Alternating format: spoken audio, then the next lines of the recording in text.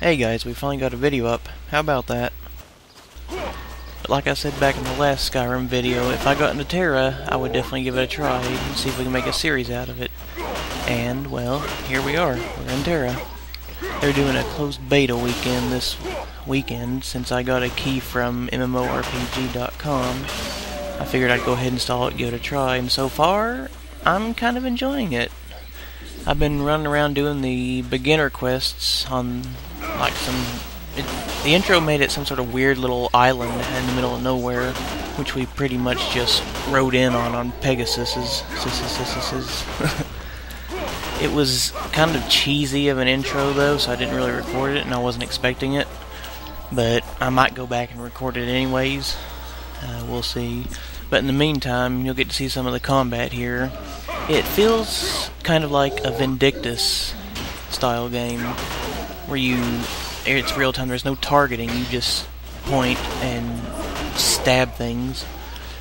And the character I'm playing now is an Amon Lancer. It looks like some sort of dragon Diablo hybrid thing. He's got horns and he's even got a little steel jaw that looks like Deathwing, so good game for that, Tera. But you block, you stab things, it's real-time combat without targeting, and some interesting little combos too later on in the video. You'll see them whenever there's a little pop-up to the top right of my head that'll say spacebar. It'll stay up for a few seconds. You hit spacebar and you can, like, customize what skills that will cast. You know, give you a small window of opportunity to hit that, and it'll chain them over and over, even if the cooldown's up, it seems like. So you can just spin around, burst in there, and just stab through everything. It's crazy. And that's just the tank. Imagine how the actual DPS classes would work. I'm a Lancer class, which is pretty much going to be the tank. It can either be that or a Marauder. And I'm not really feeling the DPS vibe yet. I've been too much of a tank in the last few games. So why change what works? Trying to stab these little dudes is an absolute pain in the ass, though. Since, as you may or may not see, there's a delay between each attack, and I can't really turn or move during that period. So I've got to swing, try to turn, hope he turns all the way. Sometimes he doesn't, which means I hit air, and then I'm stuck in that animation again until it's done playing and I can turn more and try to hit him. Assuming, of course, they don't move out of the way and screw me again, which is probably going to happen later on in the game, when mobs are a lot more mobile than they are in the starter zone.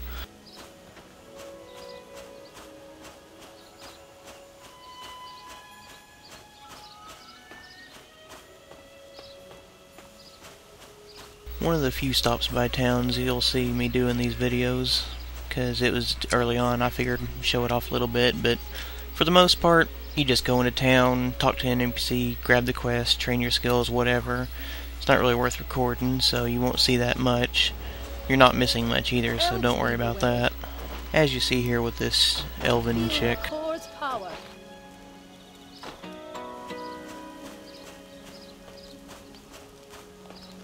Are you ready? You know, I actually used to read quests all the time, way back when WoW was new, and I got into the story a bit, but just at this point, I don't know, I've just kind of gotten bored of reading through the quests. There's nothing really all that new anymore, and most of them hold your hand nowadays anyway, so I can just, unfortunately, take the quest and then open my map and see where to go. I mean, right beside my quest tracker there, you see all the things are marked on it that I need to get to. It's kind of a double-edged sword. I like the fact that we don't have to sit there and read, because that keeps the stupid people from asking, "Where's this guy? Where's that guy? How do I find this?" in chat all the time, but at the same time, it's kind of bad for the lore and everything. I mean, you miss out on something, you just kind of play it, you don't get into it.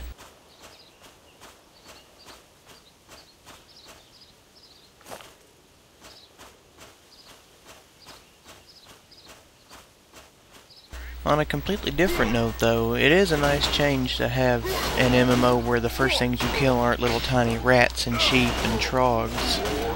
But you're in here fighting tree elementals that are bigger than my guy, and my guy is freaking huge. I mean, look at him. He's like 8 foot tall, and he's got horns and shit.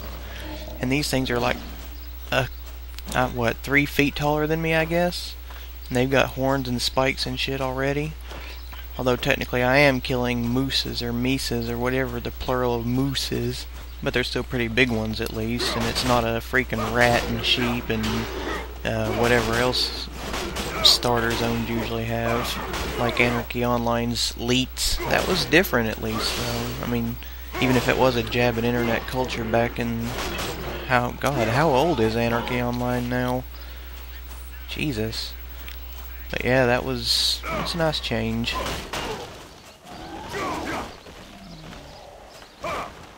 So far the block mechanic is interesting though.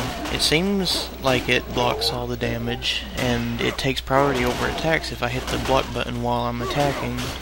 But it's still kind of hard to get the timing down, because sometimes you'll see me block it, sometimes I'll miss entirely. And there's some mobs later on that hit so fast and randomly that it's a lot harder to predict. That, and I've never really been all that good at noticing boss patterns anyways, which didn't do me very well back in Vindictus. I don't know if you saw the video I've got up of Vindictus, but I was dodging a whole lot during that video. It seemed like I wasn't doing much, but I was just trying to stay alive, because that thing would one-shot you if it hit you even once or twice. And if it did hit you, you couldn't get back up before she'd hit you again and finish you off. And I'm hoping it won't turn into that later on once I finally get to some dungeons and some higher level content. But I guess we'll see soon enough, won't we? The bad part is this is only a weekend beta, so I may be in the next weekend beta, and I may play after that. It depends on if they've got an open beta or how their business model is for if it's going to be pay to play, free to play. I think it's pay to play, so we'll see about that. But it's interesting enough that I'd consider it, because it's different. You don't have to, just not having to use a targeting system and hotkeys. You got all this combat and chaining attacks and stuff. But it'll pretty much hinge on the higher level content. We'll see when we get there.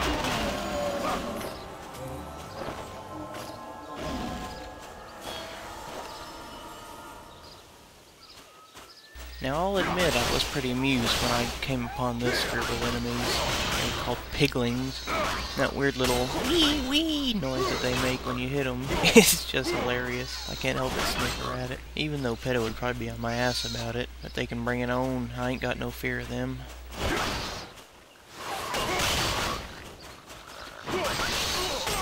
So much bacon! Now you see at the top right of my head there, that's the example of the hit spacebar to chain skills icon. Now see, I'm not sure there, but it seems like every time I jump and a mob hits me, it always knocks me down, which is kind of annoying, but it's also an interesting feature if it is one. Because you have to hit space, and space is also your jump key, and if that causes you to get knocked back when you're trying to chain skills, that's a problem, but it's also kind of a skill element. I'm not 100% sure, but I think you can rebind the jump, but I'm not sure if you can rebind the chain button either. I'll have to look into that later, because it seems the only time I ever do get knocked down is when I jump when I'm hit.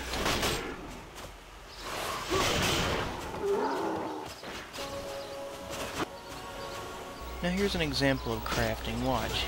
He just reaches down, grabs a handful of grass, and flings it everywhere. Now he failed. He's like, tries again, flings grass everywhere, and look how proud he is that he flung grass everywhere. This is pretty much a part a few levels later in the game where where they send you after an orc boss and then a bunch of his little midget orc minions. You gotta take him out and take out his buddies, as you see here. Just stab him right through them. That way you can clear out the quote-unquote threat that they have from them. Even though if we're technically exploring this island, are they even a threat? I mean, we're invading their homeland, technically.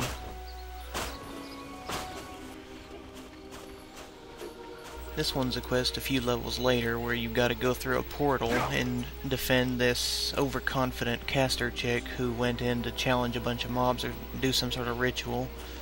And it pretty much summons a whole bunch of corrupted demonized mobs, which have already fought throughout the island so far, for about 7 minutes while you protect her. and I wasn't really sure how weak she'd be, so I was kind of panicking for most of the fight, trying to keep stuff off her. But it turns out they really weren't that big a threat. The first few waves, the first wave or so was easily enough killed. They didn't hurt her, she one-shotted most of them. And the rest of the waves, they took a little time to kill, and a couple got past, but there's nothing to worry about. The third wave got interesting, and I lucked out that I happened to be watching behind, chasing another mob, and saw the mobs coming from behind that were going to ambush her.